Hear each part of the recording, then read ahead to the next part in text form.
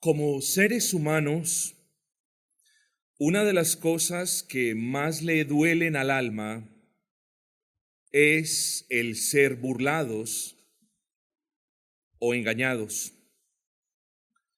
No obstante, creo que hay algo peor que eso, y es esto. Hay algo que es peor que ser burlados y engañados, y hago referencia particular al vivir engañado. Vivir engañado es mucho peor que ser engañado. Vivir creyendo que algo es de una manera cuando en realidad no lo es, eso es terrible. Vivir creyendo, por ejemplo, que alguien nos ama cuando en realidad luego descubrimos que nunca nos ha amado. Vivir creyendo, esto es horrible y a muchas personas les pasa. Vivir creyendo que tenemos algo cuando en realidad nunca lo hemos tenido. Piense usted, por ejemplo, en la persona que ahorra, y esto lo conozco yo a primera mano, en la persona que se va para otro país y trabaja de mañana, trabaja en la tarde y en la noche, recoge plata, difícilmente come y todo su dinero lo envía a esta patria. Luego, después de 15 o 20 años, él ya dice, me voy a retirar, he trabajado mucho, he trabajado muchísimo, es tiempo de descansar. Y viene a Colombia y resulta de que todo el dinero que recogió en esos 15 años de trabajo se lo gastó sus familiares. No tiene nada.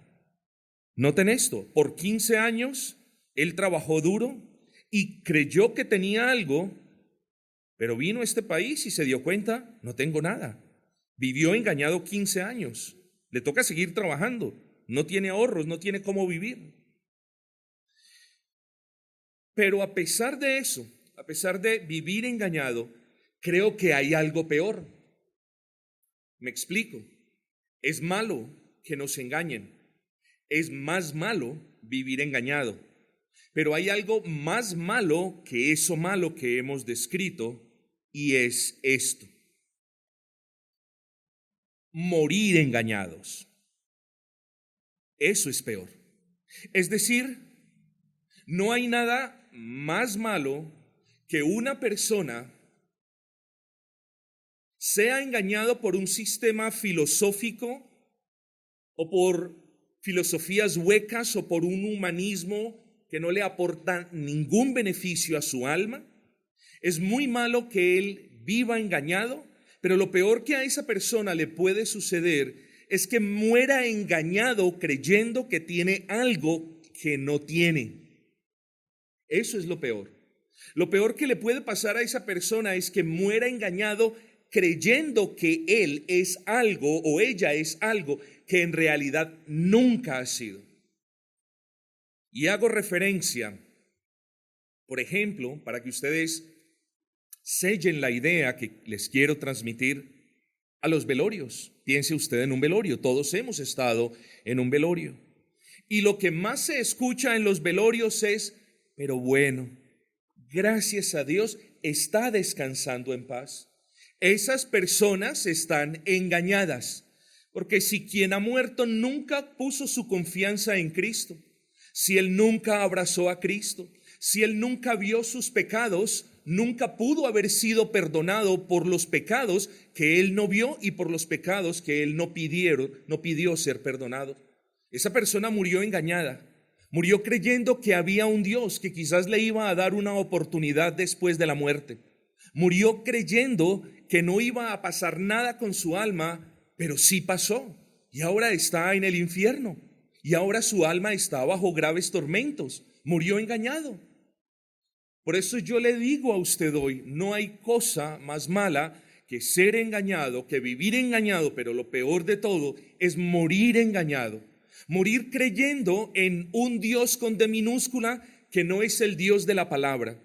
Eso es lo peor que a un ser humano le puede pasar. Por tanto, lo que le quiero decir en este momento es que es prioridad para su alma conocer al único Dios vivo y verdadero. Y usted puede conocer al único Dios vivo y verdadero por medio de la lectura de la palabra, pidiéndole a Dios que abra los ojos de su fe, que usted pueda ver a Cristo y también pueda ver su propio pecado.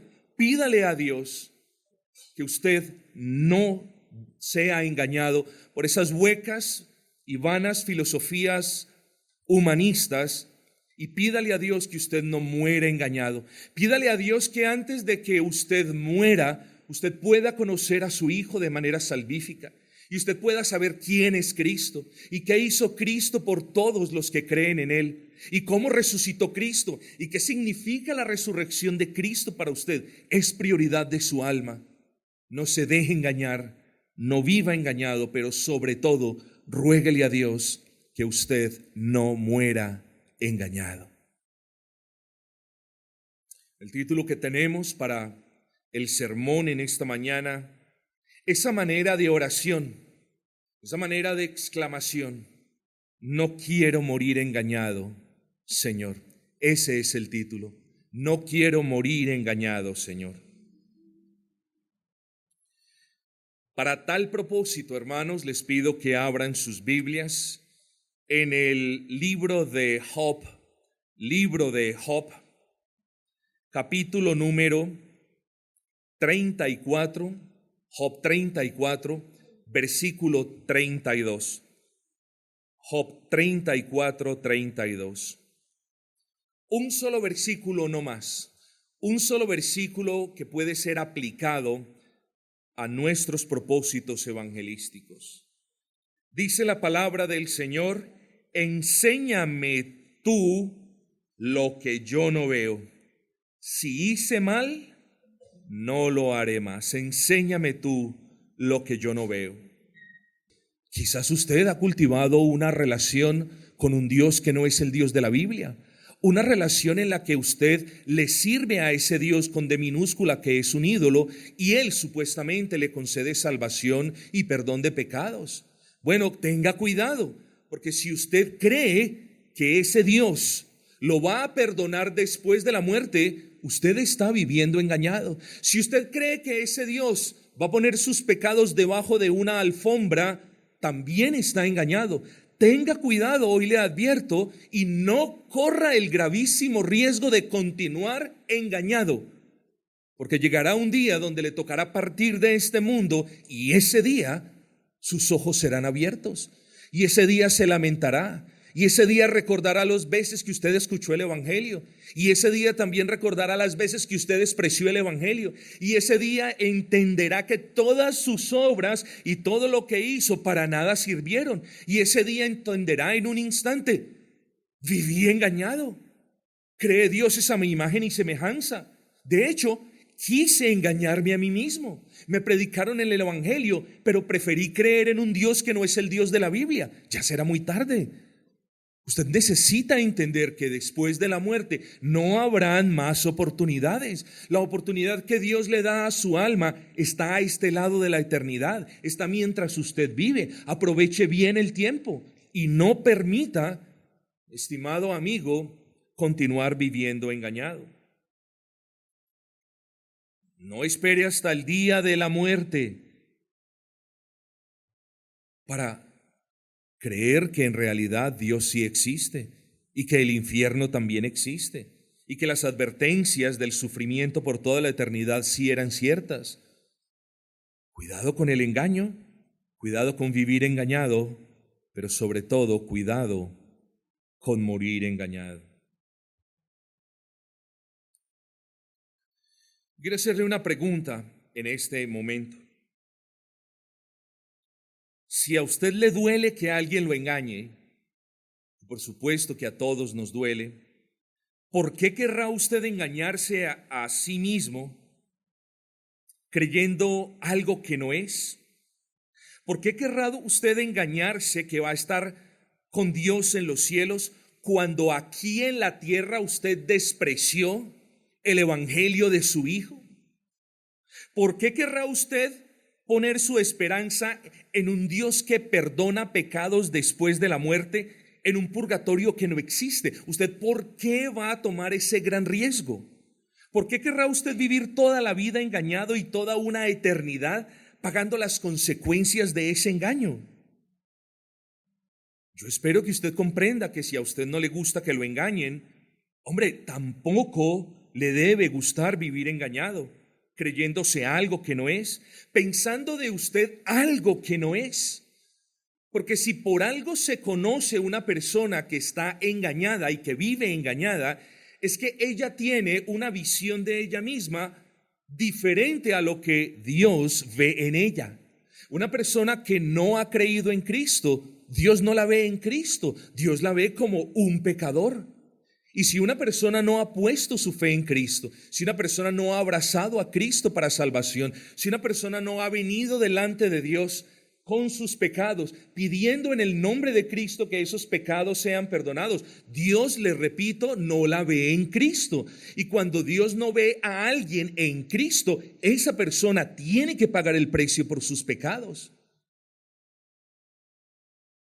Esa persona no puede engañarse, y espero que aquí no exista nadie que crea de ella misma algo que no es. Usted no es justo. Las obras no lo hacen justo. Las misericordias que usted hace con los demás no lo hacen justo. Las penitencias religiosas menos lo hacen justo. Ni siquiera las cosas buenas como el orar, el servir lo hacen justo. El único que puede declarar una justicia sobre usted es el Padre. Y la única manera en la que esa justicia puede ser impartida es por medio de la fe que el Padre le da. ¿En quién? En la persona de su Hijo, en la persona de Cristo. Luego, no hay justicia, no hay reconciliación con Dios, no hay salvación, no hay perdón de pecados, no hay vida eterna, aparte de la justicia que el pecador puede recibir por gracia de Dios por medio de la fe. Y la fe no es algo que el pecador pueda producir en sí mismo. Luego, miren que le estoy señalando hacia la necesidad que todos los pecadores tienen de venir a Cristo a pedir perdón por los pecados. Pero tenemos un pequeño problema. ¿Cómo vamos a pedir perdón por los pecados si no vemos los pecados? Y ese es el gran punto con el pecador. Muchos de ellos no ven sus pecados. Muchos de ellos lo único que responden cuando uno proclama el evangelio: pero yo no soy malo, pero yo no mato, pero yo no violo, pero yo no robo, pero yo no hago esto. ¿Ven el punto? No pueden ver su pecado. Y cuando una persona no puede ver su pecado, no puede venir a Cristo. ¿A qué va a venir a Cristo? ¿A hablarle, a charlar con Él? Oh, no, él necesita venir a Cristo a traer sus pecados. Pero de nuevo, si no ve sus pecados, ¿qué le va a traer? Y muchas de estas personas traen su propia justicia. Oh Señor, mira mis sacrificios, mira mi alabanza, mira mis obras de caridad, mira lo que he hecho, mira lo que no he hecho. Traen a Cristo su justicia. Pero a Cristo no traemos nuestra justicia. Delante de Cristo traemos nuestros pecados.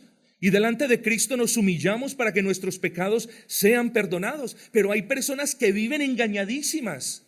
¿Por qué? Porque no ven sus pecados. De ahí nuestro texto en el versículo 32. Enséñame tú. Esto es importante. Si no queremos vivir engañados, y mucho menos si no queremos morir engañados, tenemos que elevar esta oración en fe, de que solamente Dios puede abrir los ojos de nuestra fe, de que solamente Él puede enviar la luz de su Espíritu para que podamos ver los pecados. Eliú le dice: enséñame tú, oh Dios, lo que yo no veo. Así que esta es una petición que hacen solo aquellos que no quieren vivir engañados.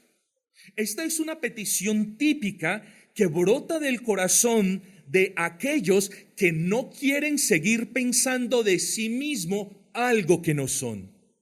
Esta es la petición, queridos amigos, de alguien que no quiere que llegue el día de la muerte para darse cuenta que nunca tuvo salvación, que nunca justicia fue imputada, que nunca tiene a Cristo y que lo único que tiene es toda una eternidad por delante, una eternidad de sufrimiento. Eso es lo que Dios ha dicho.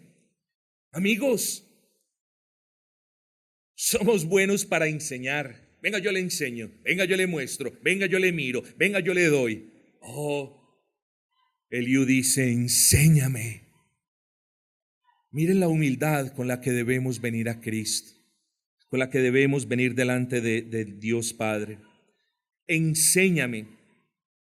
Ahí podemos ver la actitud de alguien que reconoce, que admite la posibilidad de no poder ver su pecado. Y quieren que les diga algo, todos nosotros, todos los aquí presentes, los creyentes y quienes no han creído, debemos admitir esa posibilidad. Nunca ninguno de nosotros puede decir en ningún momento de nuestras vidas, no, esto no me compete a mí, no me corresponde a mí. Yo no tengo hoy por qué decirle al Señor, enséñame tú lo que yo no veo, porque lo veo todo. Tenga cuidado. Creyentes y no creyentes necesitan levantar esta oración delante del Dios Altísimo. Enséñame tú lo que yo no veo. Aquí no vemos en esta oración, aquí no vemos al pecador que se tapa los ojos y que evita ver su pecado. Aquí no vemos al pecador que hace un esfuerzo por ocultar el pecado. Y menos al pecador que vive engañado diciendo, en mí no hay pecado. El que dice, enséñame tú lo que yo no veo, es aquel que quiere conocer, que quiere ver su pecado con un propósito, queridos amigos, y ese debe ser su propósito. Ese propósito es pedir perdón por los pecados. Aquí vemos precisamente a alguien que le pide a Dios que le abra sus ojos, que traiga la luz de su espíritu para poder ver sus pecados con el propósito de venir delante de Él, esgrimiendo esos pecados y pidiendo perdón por ellos. Eso es lo que podemos aprender en este versículo. Tenga cuidado, por favor. Por favor, no se engañe creyendo que en usted no hay pecado. Nunca crea delante de Dios que usted no necesita ver su pecado. Más bien sea humilde y preséntese delante de Él diciéndole, enséñame tú, Señor, lo que yo no veo. De lo que usted ve se debe arrepentir, pero quizás usted no puede ver algo de lo que necesita arrepentirse. De ahí que lo impulso, lo llevo a que mire la importancia de esta oración. Quizás en su vida hay algo de lo que usted deba arrepentirse y no lo ha hecho. Tenga cuidado de no vivir engañado creyendo que usted lo puede ver todo. En cierta ocasión, unas personas estaban muy pero muy engañadas creyendo que podían ver sus pecados, y esas personas se acercaron al Señor Jesucristo y le preguntaron, ¿acaso nosotros somos ciegos también? Y Jesús les respondió, si fuerais ciego, es decir, si ustedes admiten que no pueden ver, dice, no tendríais pecado. ¿Sí notaron el punto? Mas ahora porque decís, vemos, vuestro pecado permanece. Estas personas tenían pecado, necesitaban arrepentirse de su pecado, pero vinieron delante del Señor Jesucristo diciendo, ¿acaso tú crees que nosotros estamos ciegos como Él? ¿O como Él estuvo? Tenga cuidado, porque existe pecado en aquel que dice, no hay en mí pecado. Yo veo que no lo hay. Pero el texto no solo dice, enséñame tú lo que yo no veo, sino que dice, si hice mal, no lo haré mal, no lo haré más. Aquí vemos no solamente la humildad con la que usted se debe acercar a Dios, enséñame tú, oh Dios, lo que yo no veo, sino que aquí estamos viendo el verdadero arrepentimiento con el que nos debemos acercar a Dios. El verdadero arrepentimiento debe juzgarse en términos de un cambio de mente al respecto del pecado, un cambio de mente para con el pecado. Y este cambio implica que aquel que antes amaba el pecado, ahora lo aborrece. Este verdadero arrepentimiento implica que aquel que antes practicaba el pecado, ahora no lo quiere hacer más. Y precisamente el verdadero arrepentimiento se conoce por el ferviente deseo de no volver a cometer ese pecado. Note usted, pues, que si usted comete un pecado, y lo vuelve a cometer y lo sigue cometiendo, y ese pecado comienza a ser arte y parte de su vida, usted no puede ser un cristiano que peca. Usted es una persona que vive en pecado, permanece en pecado. En usted no hay verdadero arrepentimiento, porque el verdadero arrepentimiento demanda un aborrecimiento por el pecado. El verdadero arrepentimiento demanda que uno no tenga el deseo de volver a hacer ese pecado, pero si usted está disfrutando ese pecado, en usted no hay un genuino arrepentimiento. Cuando Dios ha obrado verdaderamente en el alma de una persona y la persona peca, esa persona es la más amargada de todas. Esa persona no disfruta su pecado. Esa persona es triste a causa de su pecado. Tenga cuidado, querido amigo, porque aquí usted ve a un pecador que dice: Señor, enséñame tú lo que yo no veo, y cuando me lo muestres, Señor, ya no lo haré más. Eso solamente lo puede decir una persona en quien Dios ha obrado.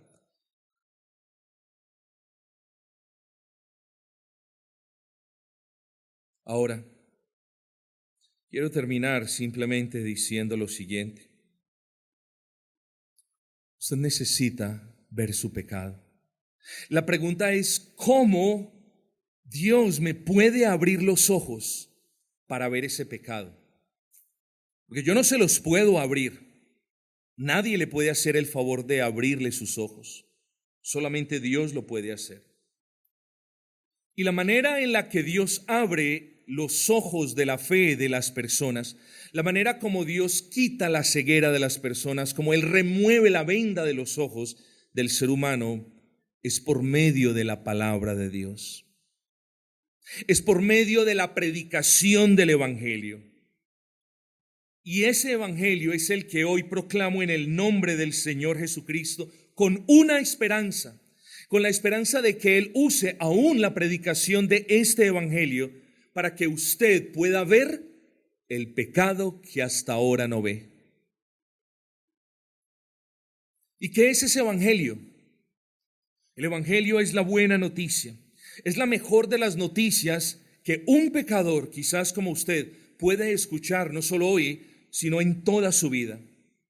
Eso significa la palabra evangelio en el original griego, la buena nueva, la buena noticia. Y es la buena noticia de que Dios envió a su Hijo Jesucristo para que todo aquel que en Él crea no se pierda, sino que tenga vida eterna, como lo dice Juan 3:16.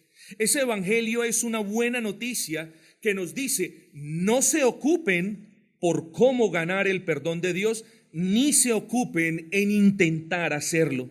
No se preocupen por eso, porque Jesucristo ya ganó los méritos, ya obtuvo los méritos mediante una vida santa y perfecta para ser imputados, consignados a la cuenta de quienes creen en Él.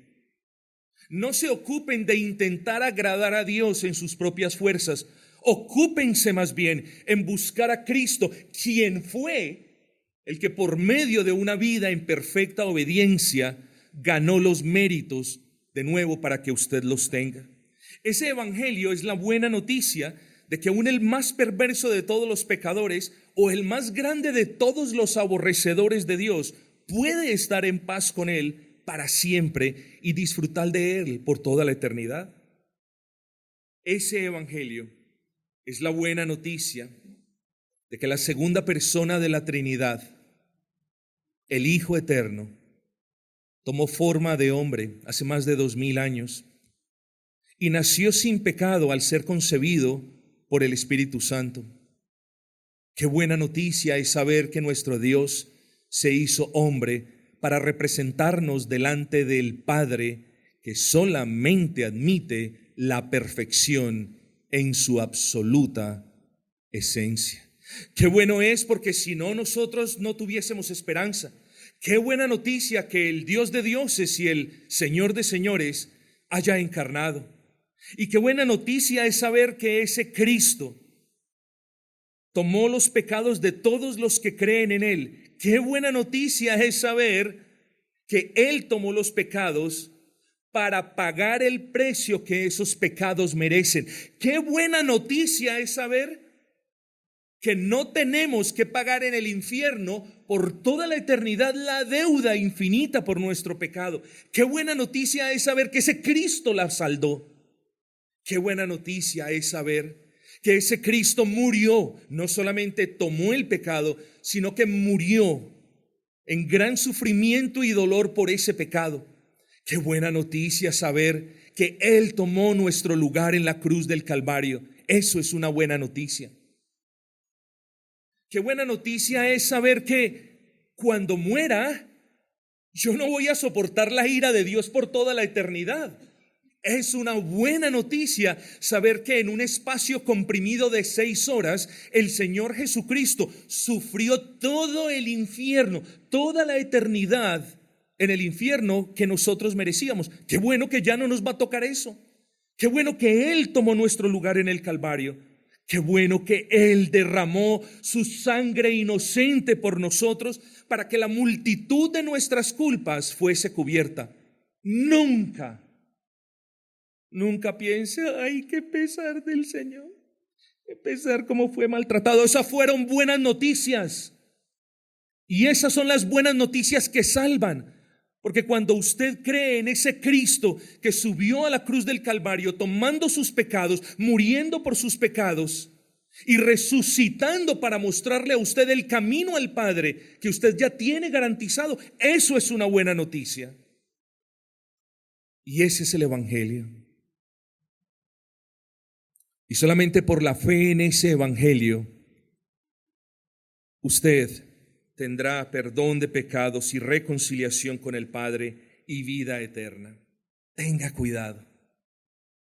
No permita que pase un día más con la posibilidad de que usted esté profundamente engañado, creyéndose alguien que no es.